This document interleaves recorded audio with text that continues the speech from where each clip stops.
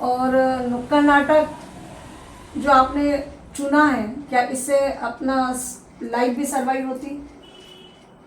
जैसे कहीं या ना कि मेरे घर ख्याल में घर से चलता है कि नहीं, हाँ। घर में रोटी बनती है कि नहीं। घर में रोटी बनती है कि नहीं, सही है। देखिए ये एक अलग इशू है, अलग इसलिए है कि नाटक कभी इतना पैसा नहीं देता, लेकिन नाटक में जो संदेश दिया गया है उसके फॉलो अप में क्या वो चीजें चल रही हैं। उदाहरण देता हूँ कि अगर कोई योजना है कि अस्पताल में आप जाएंगे तो आपको उपचार मिलेगा, ठीक है, तो क्या आप अगर ये संदेश दे रहे हैं और वो लोग अस्पताल पहुंच रहे हैं तो क्या वहाँ डॉक्टर है? बिल्कुल सही।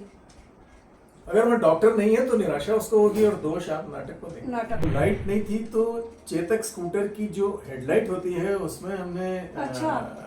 जो पुराने 100 वाट के बल्ब आते थे वो वायरिंग करके उसको डीमर, ये जो फैन के रेगुलेटर होते हैं उससे लाइट नहीं। नमस्कार दोस्तों, मैं हूं डॉक्टर ज्योति नौहाल और स्वागत है आपका आज के मेरे नए पॉडकास्ट में।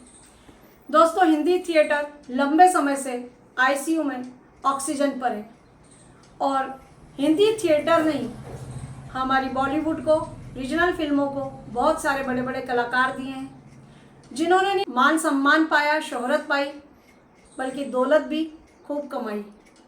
लेकिन हिंदी थिएटर आज भी वही बदहाल हालत में हमारे सामने है। लेकिन फिर भी कुछ लोग ऐसे हैं दुनिया में जो इस बुझते हुए दिए में, इस बुझती हुई मशाल में अपना तेल डालते रहते हैं और उसे जिंदा रखने का प्रयास रखते हैं। न सिर्फ थिएटर को जिंदा रखते हैं बल्कि वो नए कलाकारों को मंच देते हैं, उन्हें दुनिया के सामने लाने का प्रयास भी करते हैं। अपने जुनून और हौसले से उन्होंने हिंदी थिएटर को अपनी ज़िंदगी के पूरे 40 साल दिए।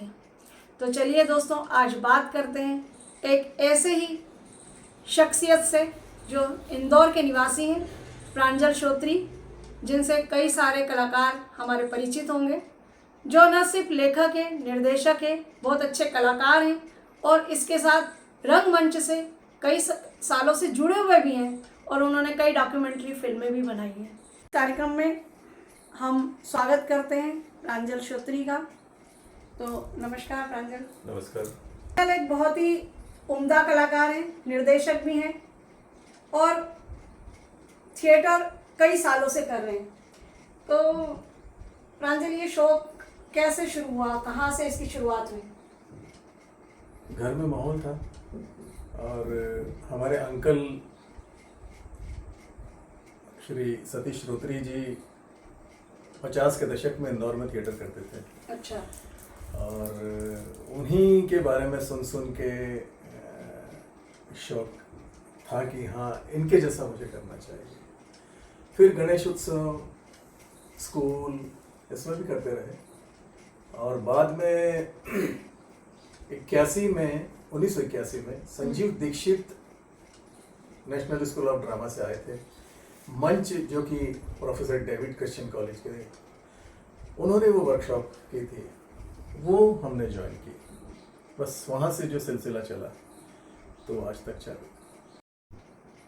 तो प्रांजल, शुरुआत जो यात्रा आपने बताई कि गणेश उत्सव और इनसे हमने शुरुआत धीरे धीरे हुई। घर में भी ये कहना चाहिए कि डीएनए में भी वो चीज़ें थी हमारे। लेकिन अब इसके आगे जो यात्रा शुरू हुई, जो मंच पे आए, तो वो किन किन लोगों के साथ आपने इस जर्नी में काम किया, हमारे दर्शक जानना चाहेंगे आपसे। मैं इंदौर में संजीव दीक्षित जी के साथ काम किया, राजेंद्र गुप्त जी के साथ भी अवसर मिला, लेकिन मंच पे नहीं था, मैं बैक स्टेज पे था। फिर अलखनंदन जी ने एक वर्कशॉप की थी साउथ सेंट्रल जोन के साथ में। उस समय कमलाकर सोनटके जी उसके अध्यक्ष थे। वो वर्कशॉप 2 महीने की इंटेंस वर्कशॉप थी, वो 86 में हुई। उसमें हमें बहुत सीखने को मिला। तब मुझे लगा कि हाँ, मुझे थिएटर करना चाहिए। और उस वर्कशॉप के इंटरव्यू हुए थे, उसमें आदरणीय स्वर्गीय प्रभात गांगुली जी थे, जो लिटिल बैले ट्रुप के प्रिंसिपल थे। तो उन्होंने मुझे पसंद किया और मुझसे कहा उस वर्कशॉप के बाद कि आ जाओ। तब मैं सूर्या एग्रोवाइंस में नौकरी करता था, सलामतपुर, जो कि भोपाल से करीब 45 किलोमीटर आगे। मैं नौकरी छोड़ के आ गया और मैं लिटिल वैली ट्रुप में आ गया। वहाँ से फिर हम भारत सोवियत सांस्कृतिक वो चल रहा था, मैत्री का जो दौर था, उसमें दोनों देश के कलाकार एक देश दूसरे देश में जाते थे। तो हमारा ग्रुप भी जो है वो बैले लेकर ग्रैंड फिनाले में गया था और वहाँ हमारा प्रोग्राम था।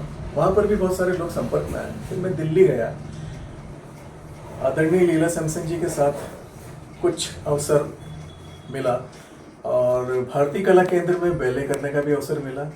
लिटिल बैले ट्रुप में भी मैं बैले आर्टिस्ट के हैसियत से काम किया। बिल्कुल।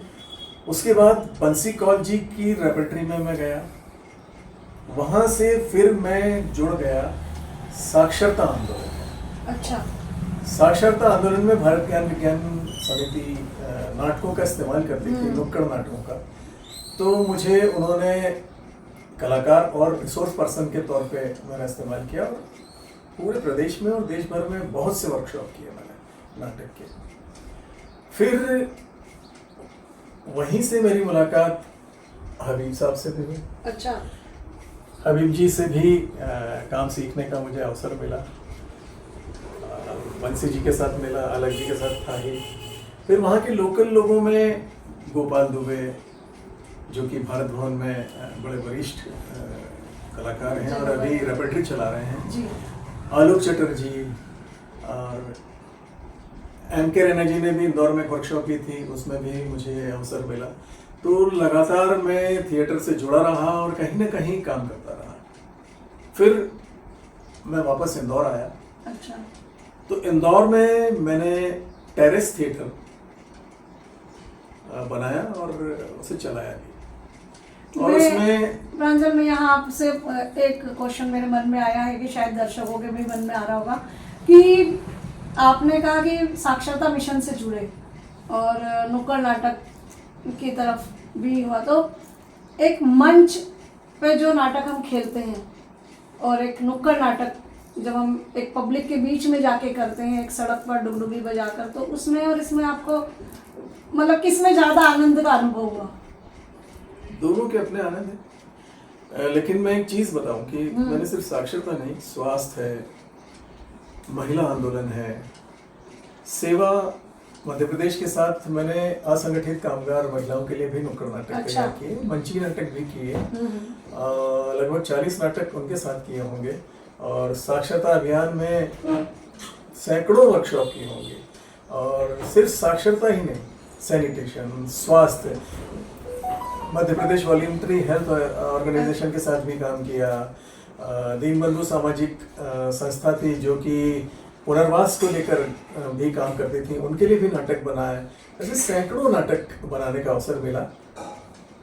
तो आपने पूछा कि मंची और नुक्कड़ नाटक में क्या फर्क है या किसमें ज्यादा मजा है, तो दोनों में मजा है। दोनों अपनी अपनी जगह मतलब दोनों में चुनौतियां हैं। हाँ। अगर आपको एक तरीके से कहते हैं ना कि एक सीखने का जो अवसर है वो मंची नाटकों में होता है। बिल्कुल सही। जो आपको कलात्मक रुख की तरफ ले जाता है और उसका इस्तेमाल आप मंच पे कर सकते, ये नुक्कड़ नाटकों में कर सकते हैं। और उसका फायदा लिया। फिर नाटकों की मेथड पे काम करने का भी अवसर मिला। तो राजकमल नायक जी, उनके साथ में मैंने काफ़ी काम किया। वो हमारे डायरेक्टर हुआ करते थे और मेथड पे बहुत काम किया। नुक्कड़ नाटकों पे कैसे एस्थेटिक लेवल बढ़ाया जाए, नाटकों में कैसे सौंदर्य शास्त्र का इस्तेमाल किया जाए, इस पर भी काफ़ी काम किया।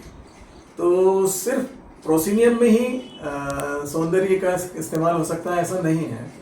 नुक्कड़ नाटकों पर भी उस तरह से काम होता है। वो सिर्फ प्रोपेगेंडा या चिल्ला कर बोलना नहीं है, उसमें भी अभिनय और उसमें भी मंच सज्जा, उसमें भी डिज़ाइन, ये सारी चीज़ें हैं, उसमें भी आती है जी। उसमें उसका इस्तेमाल किया और बहुत सारे प्रयोग किया। तो प्रांजल, जैसे कि आपने बताया कि नाटक आपने साक्षरता मिशन के लिए किए हैं, बहुत सारी शासकीय योजनाओं से आप जुड़े और महिलाओं के आंदोलन के लिए, महिलाओं के बराबरी के लिए, जेंडर भेद के लिए, आयोडीन के लिए, ऐसे अलग अलग विषयों पर आपने अलग अलग विभागों के साथ काम किया है। तो मैं ये जानना चाहूँगी कि क्या जो हम नुक्कड़ नाटक के माध्यम से मैसेज देते हैं लोगों को, तो उसमें कितना अंतर, सामाजिक बदलाव कितना आप महसूस करते हैं? देखिए, इसमें बहुत सारे पक्ष पर निर्भर करता है कि हम किस तरह से उसको चला रहे हैं। नाटक तो अपना संदेश देने में सफल रहता है, अच्छा, इसमें कोई दो राय नहीं। बिल्कुल सही है। लेकिन नाटक में जो संदेश दिया गया है उसके फॉलो में क्या वो चीजें चल रही हैं? उदाहरण देता हूँ कि अगर कोई योजना है कि अस्पताल में आप जाएंगे तो आपको उपचार मिलेगा, ठीक है, तो क्या आप अगर ये संदेश दे रहे हैं और वो लोग अस्पताल पहुंच रहे हैं तो क्या वहाँ डॉक्टर है? बिल्कुल सही। अगर वहाँ डॉक्टर नहीं है तो निराशा उसको होगी और दोष आप नाटक को देंगे। नाटक को देंगे, सही है कि आए थे बेवकूफ पूरा बना के चले गए। सिस्टम जो है उसके साथ में काम होना चाहिए। उसके लिए सिर्फ नाटक तो एक उत्साह का संचार करता है, सही, वो अपना काम करता है, लेकिन उसके साथ में जिस लिए वो संचालित किया है उत्साह, और लोग वहाँ उस जगह गए, मान लीजिए कोई योजना है, मान लीजिए मनरेगा की योजना है, और वो पंचायत तक गए और उन्होंने आवेदन किया, और क्या उनको वहाँ उस आवेदन का रिस्पांस ठीक से मिला?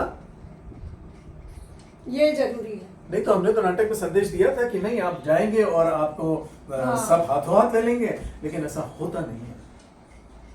ये बिल्कुल वहाँ चीजें फिर आकर ये बोल के गए थे हमको कि वहाँ जाना है, ये नाटक वाले तो नाटक की विश्वसनीयता पे सवाल आता है, वो अविश्वसनीय हुआ, वो उस पर बात नहीं होती है। तो अगर कोई भी अगर इस तरह के नाटक कराए या बात पहुंचाए तो उसकी तैयारी वहां भी रखे।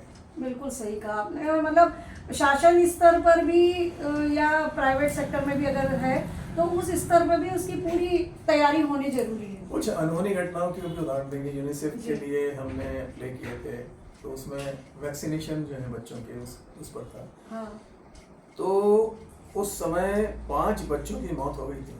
अच्छा, अब आप सोचिए हम नाटक कर रहे हैं और मौत हो गई है, तो कितना बड़ा तो अब हम लोगों के बीच कैसे जाएं? बिल्कुल सही है। तो ये उदाहरण, बहुत सारे इसके उदाहरण हैं जो मैं आपको दे सकता हूँ, लेकिन तैयारियां दो तरफा होती हैं। लेकिन हाँ, नाटक अपना असर करता है। नाटक का इस्तेमाल अगर कर रहे हैं तो सिर्फ नाटक करवा दिया और सब हो जाएगा तो नहीं है, आपको समूची तैयारियों के साथ वहाँ खड़े रहना पड़ेगा। बिल्कुल। तो प्रांजल ने बिल्कुल सही कहा कि जो भी विभाग आपसे इस तरह की सेवाएं लेते हैं या किसी से भी लेते हैं, तो उनको ये दोनों पक्ष को ध्यान रखना चाहिए।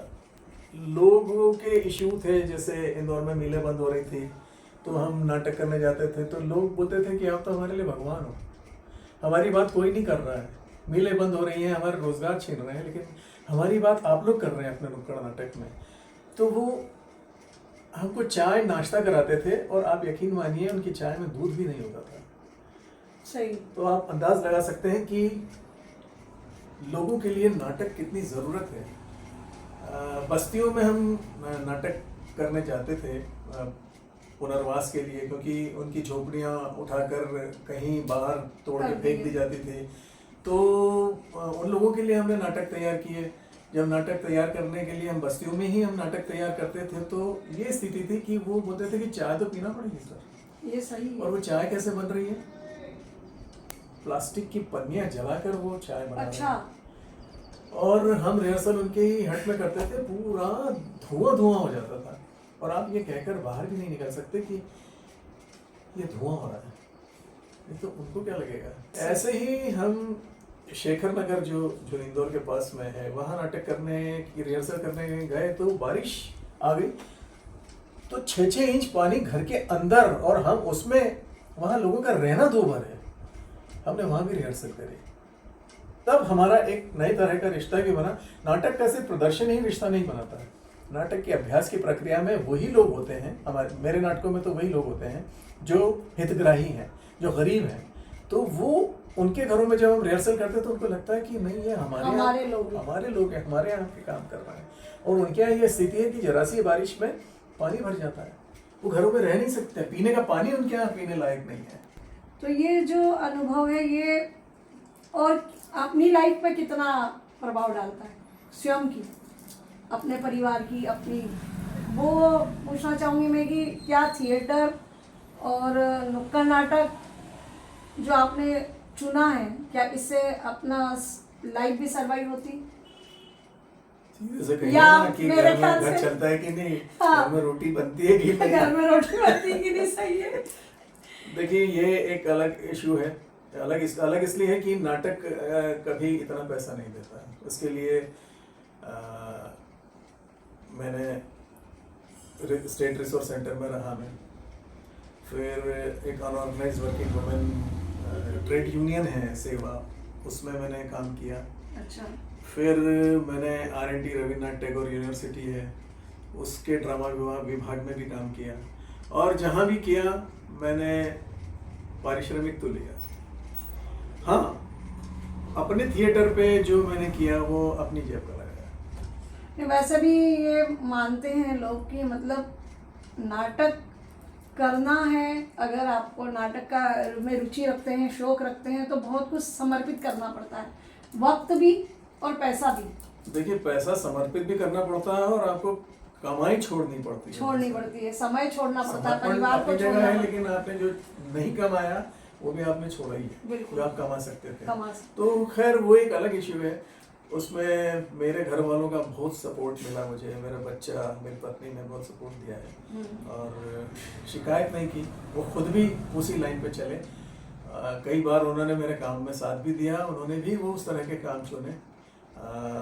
मेरा बेटा अभी एडिटर हो गया और अभी मुंबई में है, तो उसने अपनी लाइन चुन ली। तो मेरा जो डर था कि मेरी ये जो आपने कहा ना हाँ, कमी वाला जो है उसके हाँ। जिंदगी में प्रभाव नहीं डाले, पर वो उसने पढ़ा भी, AMRC पढ़ा और अब वो फिल्में कर रहा है, बनाने के काम कर रहा है। बहुत बढ़िया, बहुत एडिटर है वो। बहुत अच्छी बात है। बहुत खुशी हुई सुन के हमको कि बेटा आपका इसी फील्ड में है।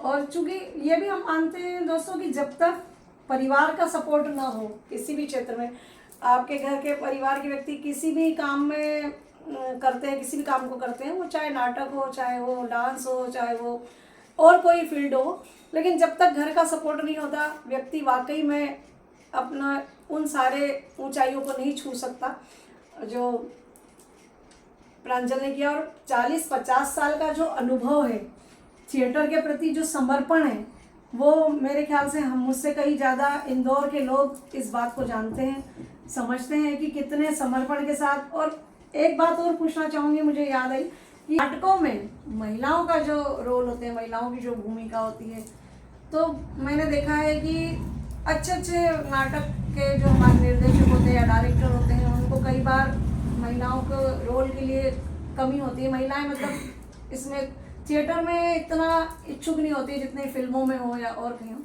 तो वो कैसा रहा अनुभव? वैसे ही रहा जैसे सबका रहता है, नहीं आती हैं, कम आती हैं, लेकिन जो आती हैं फिर आती हैं, फिर वो जुड़ जाती हैं। कई हमारे साथी कलाकार हैं जो अब आज भी अगर मैं कॉल करूँगा तो 2-3 साथी कलाकार आ जाएंगे। और ये समस्या तो भरत मुनि को भी आ गई थी। तो भरत मुनि ने ब्रह्मा जी से कहा, तो ब्रह्मा जी ने 7 लड़कियां दी थी उनको और कहा था कि ये तो 100 भरत पुत्र तो थे, लेकिन अभिनेत्रियां नहीं थी। अभिनेत्रियां नहीं थी, तो 7 अभिनेत्रियां जो है ब्रह्मा जी ने दी थी। तो ये पुरुष प्रधान समाज है, सही। नाटक जैसी प्रोग्रेसिव फॉर्म में भी ये समस्या रहेगी। बिल्कुल सही। और अब तो खैर महिलाएं लड़ रही हैं, और लड़ रही मतलब झगड़ा नहीं कर रही, वो अपने अधिकारों के लिए आगे बढ़ रही हैं और उसके लिए संघर्ष कर रही हैं। तो आती है महिलाएं, हैं महिलाएं, लेकिन स्थिति फिल्मों की तुलना में नाटकों में अभी कमजोर है, ढूंढना पड़ता है।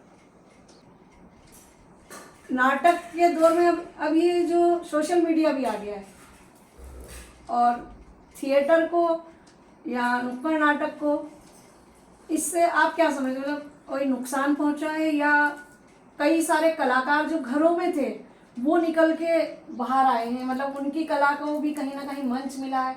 आपको क्या क्या लगता है इस मैं थोड़ा सा पिछले वाले सवाल को थोड़ा सा एक्सटेंड कर जी रहा हूँ। जी मेरे पिताजी ने और मेरी माँ ने मुझे भरपूर सपोर्ट किया है, हमेशा वो मेरे पीछे खड़े रहे। हाँ और उनका ऐसा मानना था कि मैं जो कर रहा हूँ वो इस दुनिया की ज़रूरत है। बिल्कुल सही। रंग कर्म या मैं जो भी सामाजिक संस्थाओं के साथ में या सरकार के लिए भी मैंने काम किया, लेकिन वो सारी चीज़ें आवाम की ज़रूरत है, तो वो हमेशा मेरे साथ थे। उनका भरपूर सपोर्ट मुझे मिला है। और रहा सवाल अब आपका कि नए फॉर्म आने से क्या बदलाव आए, हाँ, तो एक अगर आप नाटक के बदलाव के बारे में भी बात करेंगे हम्म, तो रंगमंच पहले तो कबीलों में होता था ना, सही है। शिकार करके शिकार आते करके थे आते थे। और वो जानवरों को मारते थे, तो वो कैसे शिकार किया और वो पूरी जो डेवलपमेंट प्रोसेस है हाँ। वो भी एक बदलाव के साथ में आई। पहले वो अपने जहाँ शिकार करके लाते थे और जहाँ वो रात को आग लगाते थे तो वो लाइट बन गई वगैरह वगैरह, ये पूरा एक अलग विषय है। जी। लेकिन वो बदलाव हमेशा आते रहे आगे। और अभिनय के पैटर्न में और जगहों के उसमें भी बदलाव आया। पहले वो खुले मैदानों में करते थे, बाद में उन्होंने थिएटर बनाया तो एक तरफ या तो वो पहाड़ पे करते थे या फिर मैदान में दर्शक होते थे, या वो पहाड़ पे दर्शकों को बिठाते थे और वो मैदान में तब वो दूरी होती थी, तो उसको पूरा करने के लिए वो मास्क का और बड़े बड़े कॉस्ट्यूम का और बड़े बड़े मूवमेंट्स का वो सहारा लेते थे। ये एक अलग इशू है। तब भी वो फॉर्म बदल रहा था और बाद में वो ऑडिटोरियम बन गए, सही। थिएटर बन गया, उसमें लाइट्स आ गई, तो ये फिर फॉर्म चेंज हुआ है। तो है तो वो रंग मंच का ही हिस्सा, लेकिन अब कैमरा आ गया। अब कैमरा जो आ गया है उसमें ये है कि वो एक बार में कैमरा ने इतना बड़ा काम तो किया ही, लेकिन नेट ने और बड़ा काम कर दिया कि एक साथ कई जगह पे उसको प्रसारित कर मतलब एक आदमी कहीं एक जगह अपनी कोई बात कहता है किसी नाटक के माध्यम से और वो हजारों लोगों तक एक साथ पहुंच जाता है वो क्योंकि मैसेज। फिल्म तो आ गई थी ना, 100 साल पहले आ गई थी और उसके प्रदर्शन हो रहे थे, तो नाटक के सामने सवाल तो था। नाटक और संस्कृति का एक बड़ा सवाल है। आप बोलेंगे कि ये बदलाव, मैं नाटक पे ही बात अभी करना चाह रहा हूँ, फिर हम आगे जाएंगे। हाँ। जो आपका सवाल है उस पर भी आएंगे क्योंकि इससे उसका कनेक्शन है। अगर हम देखें कि हिंदी बेल्ट में नाटक उतना सफल नहीं होता है, अच्छे नाटक भी लोग देखने नहीं जा पाते हैं क्योंकि यहाँ सांस्कृतिक समझ में नाटक को आवश्यकता में शामिल नहीं किया गया। जबकि आप महाराष्ट्र जाएंगे, बंगाल जाएंगे, हाँ। तो आपको नाटक के प्रति दर्शक मिलेंगे और उनके मासिक बजट में नाटक देखने का, टिकट खरीदने का बजट शामिल होता है। हमारे यहाँ तो ये सपना है अभी। सच कह रहे हैं, बिल्कुल सत्य है। तो जब ये संघर्ष हमेशा रहा क्योंकि हमने ये समझा कि फिल्मों से टिकट बिक कर वो एक उद्योग का रूप ले चुका है, लेकिन नाटक उद्योग नहीं बन पाया। लेकिन महाराष्ट्र और बंगाल में लोग टिकट खरीदते हैं, ऑडिटोरियम में आज भी जाते हैं। बड़े बड़े शो होते हैं, महीनों महीनों चलते हैं, उसके कई रिपीट शो होते हैं। तो ये एक विषय है। लेकिन जो बच्चे आजकल रील बना रहे हैं और जो तादाद बढ़ी है, तो इससे क्या फर्क पड़ता है? जो लक्ष्य है नाटक का वो तो पूरा हो रहा है। अभिनय तो है, संदेश तो है, बात तो है, समाज का आईना तो दिख रहा है। तो इससे मुझे नहीं लगता कि बहुत फर्क पड़ रहा है। कि हाँ, ये जरूर है कि अब वो कैमरा हर स्तर पर उपलब्ध हो गया है। हाँ। उसका इस्तेमाल किया जाना चाहिए, उसको कॉम्पिटिटर की तरह ना देखा जाए। नाटक अपनी जगह है, पर नाटक में टिकट खरीदने की जो मानसिकता है वो जरूर आए, इसके लिए जरूर प्रयास करने की और ज़रूरत है। पर ऐसा नहीं है, हमने जब नाटक किए तो हमारे टिकट बिके भी हैं, अच्छे बिके हैं और नहीं भी बिके हैं। दोनों स्थितियों का सामना कर तो ये एक प्रक्रिया है। आप त्योहार मनाते हैं दिवाली में हज़ारों रुपए के फटाके फोड़ देते हैं या कोई त्योहार में आप बहुत सारा खर्चा कर देते हैं, तब आप ये नहीं सोचते हैं कि ये खर्चा हो गया या बिगड़ हाँ, गया। सही। लेकिन जब आप सामाजिक दायित्व के लिए नाटक कर रहे होते हैं और आप हज़ारों खर्च कर देते हैं, तो क्यों सोचे। ठीक है ना, उसको आप आनंद, त्योहार की तरह आनंद लीजिए ना उसका। बिल्कुल बिल्कुल। इसके बारे में हमने बात की कि सोशल मीडिया में भी जो लोग आ रहे हैं कहीं ना कहीं तो नाटक और उसका ही हिस्सा है। मैं आपसे पूछना चाहूँगी कि, और शायद हमारे बहुत सारे दर्शक जानते भी होंगे और अगर नहीं जानते तो आज इस माध्यम से वो जानेंगे कि किसी व्यक्ति का समर्पण किस जुनून, किस हद तक जाता है। प्रांजल हमारे लिए एक उदाहरण है इस बात के कि इतना समर्पण मैंने देखा है प्रांजल में कि अपने छत पर एक थिएटर का निर्माण करना। तो प्रांजल, ये कैसे दिमाग में आई ये चीज़ कि एक थिएटर छत पे ही बना लिया जाए या वहाँ लोगों को जोड़ा जाए, वहाँ एक नाटक के शो किए जाएं, तो ये कैसे कैसे ये थॉट आया? अभी आपने कहा ना कि आप थिएटर में पैसा कमाना और टिकटों का ना बिकना ये हमेशा वो से एक रहा है। हमेशा से रहा है।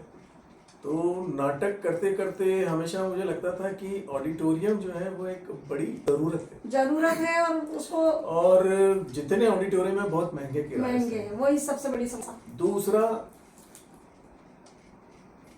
दर्शकों से एक स्थायी रिश्ता बनाने के लिए आपके पास में कोई एक ऐसा स्थान होना चाहिए जो जहां लोग आके आपसे भी बात करें। सही है। तो आप सिर्फ नाटक नहीं कर रहे होते हैं, आप लोगों से बात भी कर रहे होते हैं, क्योंकि उसके बाद हम अक्सर बात करते हैं और लोग आधा आधा घंटा, पौन घंटा बात करते हैं, जबकि आधे घंटे का प्रोग्राम लोग रखते हैं तो उसमें लोग जाके बात नहीं करते, लोग नाटक देखते हैं और बात करते हैं। ये बिल्कुल सही है। तो ये विचार मेरे दिमाग में था कि टेरेस थिएटर बनाएं, तो बगैर पिताजी और माँ के तो यह संभव नहीं था कि अपना घर बन रहा है तो उसमें ये शामिल उनका भी शामिल होना। तो पापा तो बहुत खुश थे, मम्मी, लेकिन जब ये थिएटर बना तब नहीं रही। अफसोस है मुझे कि मैं उनको नहीं दिखा पाया।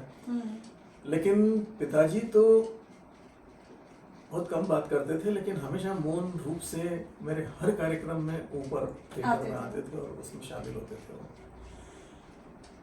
तो ये एक वैचारिक द्वंद्व भी है। दूसरा, जरूरत भी है कि थिएटर जो है खर्चा मांगता है, आपने कहा, और सबसे पहले खर्चा तो जगह की है, कहाँ शो करेंगे और कैसे करेंगे। तो जब हमने घर बनाया तो छत के टेरेस पे, घर के बाहर से ही एग्जिट उसकी और एंट्री दी कि लोग सीधे ऊपर जाएं और सीधे नीचे आए। और टीम का है, फिर मित्रों ने सहयोग दिया, मैं नाम अभी नहीं लूँगा, बहुत सारे लोगों का सहयोग है और मेरे बहुत अच्छे दोस्त हैं, मेरे अपने हैं। उन्होंने, किसी ने टीन शेड साइड का दिया तो किसी ने ऊपर का दिया, किसी ने लोहे में मदद करी, ऐसे करके वो थिएटर बना है, वो सबकी भागीदारी का थिएटर है। फिर लाइट्स, किसी ने लाइट में कॉन्ट्री किया तो कभी मैं ही ले आता था, ऐसा भी हुआ है। तो ऐसा नहीं है कि मैंने नहीं लगाया, लेकिन दोस्तों ने बहुत सहयोग किया और वो आज इस जगह पर है कि वो एक थिएटर की तरह है और एक ब्लैक बॉक्स की तरह बना हुआ है, उसमें विंग्स लगाए हैं। जब लाइट नहीं थी तो चेतक स्कूटर की जो हेडलाइट होती है उसमें हमने जो पुराने 100 वाट के बल्ब आते थे वो वायरिंग करके उसको डीमर, ये जो फैन के रेगुलेटर होते हैं, उससे लाइट तैयार की। फिर बाद में वो एलईडी पावर लाइट जो ये डीमर से, कंसोल से ऑपरेट होती है, वो लाए। तो ऐसे धीरे धीरे धीरे सारी चीज़ें हो रही थी। कुछ डीमिंग डिवाइस जो है वो चाइना से, जिनसे मैं लाइट खरीदता था, उन्होंने मंगा के दी मेरे को कि ये आप उसमें लगा सकते हैं। हाँ, तो जो एलईडी फोकस है उसमें वो लगा के उसको भी डिमर बनाया जा सकता है। तो ऐसे धीरे धीरे धीरे धीरे चीज़ें जुड़ती चली गई। किसी ने कुर्सियाँ दिलवाई, तो ऐसे करके 50 कुर्सियाँ हैं और ये शौक जिंदा रहा। धीरे धीरे लोग साथ आते गए और कारवां बनता चला गया। जब हम पहले नाटक करते थे तो रिहर्सल की जगहों की बड़ी मुश्किल होती थी। कहीं आपने किसी जगह पर ट्यूबलाइट्स लगा दी अपने खर्चे से, 5 दिन बाद में उनके घर में झगड़ा हो गया, बोले तुमने ये जगह उनको क्यों दे दी, सही है। तो वो जगह छोड़नी पड़ी। फिर कहीं हमने गए तो हमने पंखे लगा दिए, फिर पता चला उनके घर में बोला कि तुमने ये 1 लाख रुपए महीने वाली जगह तुमने नाटक वालों को दे दी।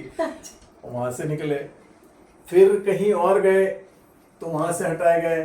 फिर आईडीए किए, साइकिल पार्क, जब आईडीए में इतनी भीड़ नहीं हुआ करती थी, जब हमेशा प्रशाल बन रहा था तो साइकिल पार्किंग में रिहर्सल करते थे। फिर पता लगा होगा वहाँ के मैनेजमेंट को, तो वहाँ से उन्होंने हमको भगा दिया। तो ये सब चलता रहा। ऑडिटोरियम बनाने के लिए, टेरेस थिएटर बनाने के लिए एक प्रेरणा थी। और अब ये है कि अगर हमको रिहर्सल छोड़ के जाना है तो ये नहीं है कि सारी कॉस्ट्यूम को पेटी में बंद करके कहीं जाना है। अपने घर में रिहर्सल कर रहे हैं, सामान पड़ा है तो पड़ा है, कोई नहीं आएगा, सुरक्षित है, अपनी जगह है। रात के 2 बजे तक भी रिहर्सल करना है तो आपको कोई किसी से दिक्कत नहीं। इजाज़त लेने की ज़रूरत नहीं है। सही है। और मोहल्ले के लोग भी बड़े कोऑपरेटिव हैं, कभी किसी ने ये नहीं बोला कि बहुत शोर होता है, हल्ला होता है, सब मज़ा करते हैं, साथ में जीते हैं। ये एक समर्पण और जुनून ही है जो किसी चीज़ को दोस्तों जिंदा रखता है, और उसके बिना हम किसी भी चीज़ को हासिल करना या उसे चलाए रखना, क्योंकि शौक तो पाल लेते हैं लेकिन उस शौक को बनाए रखना और इतने लंबे समय तक उस शौक को पालना वाकई एक कलाकार ही कर सकता है। और हम प्रांजल को इसके लिए बहुत बहुत शुभकामनाएं देते हैं कि उन्होंने इस अनंत थिएटर की शुरुआत की। इंदौर जैसी जगह में अपने छत पर एक थिएटर का निर्माण करना, सारे लोगों का, सारे दोस्तों का उसमें शेयरिंग करना, अपने दोस्त के लिए समर्पण और नाटक के प्रति खास करके समर्पण, ये बताता है कि लोग आज भी नाटक के प्रति जो वो ज्वाला जल रही है कि कहीं ना कहीं नाटक आपकी ज़िंदगी में बहुत असर करता है, बहुत सारी चीज़ों पर प्रभाव डालता है। और किसी ने, मैं बहुत जब नाटकों के प्रति मेरी भी बहुत रुचि रही है, तो किसी ने एक बार कहा था कि अगर आपको लाइफ में अनुशासन सीखना है या आपको लाइफ में कुछ अचीव करना है तो आप थिएटर कीजिए, क्योंकि वहाँ पर एक सेफ्टी पिन से लेकर तो एक कुर्सी, टेबल, लाइट, साउंड, सब चीज़ को आप कैसे मैनेज करते हैं ये आप वहाँ से सीख पाएंगे। तो एक पिन की भी कितनी ज़रूरत होती है वो आप थिएटर से सीख सकते हैं। तो दोस्तों आज हम बात कर रहे थे प्रांजल से, तो उम्मीद करते हैं दोस्तों कि प्रांजल श्रोत्री का ये सफ़र आपको ज़रूर पसंद आया होगा। इनका ये रंगमंच का सफ़र यूं ही अनवरत चलता रहे, ऐसी हमारी शुभकामनाएं हैं। तो प्रांजल आपका भी बहुत बहुत शुक्रिया कि आपने हमें समय दिया। और दोस्तों अगर आपको आज का ये पॉडकास्ट पसंद आया हो तो इसे लाइक, शेयर और कमेंट करना ना भूलें, अपने दोस्तों के साथ शेयर कीजिए। और मिलते हैं फिर किसी नए शख्सियत के साथ नए पॉडकास्ट में। तब तक के लिए शुक्रिया, आभार, थैंक यू।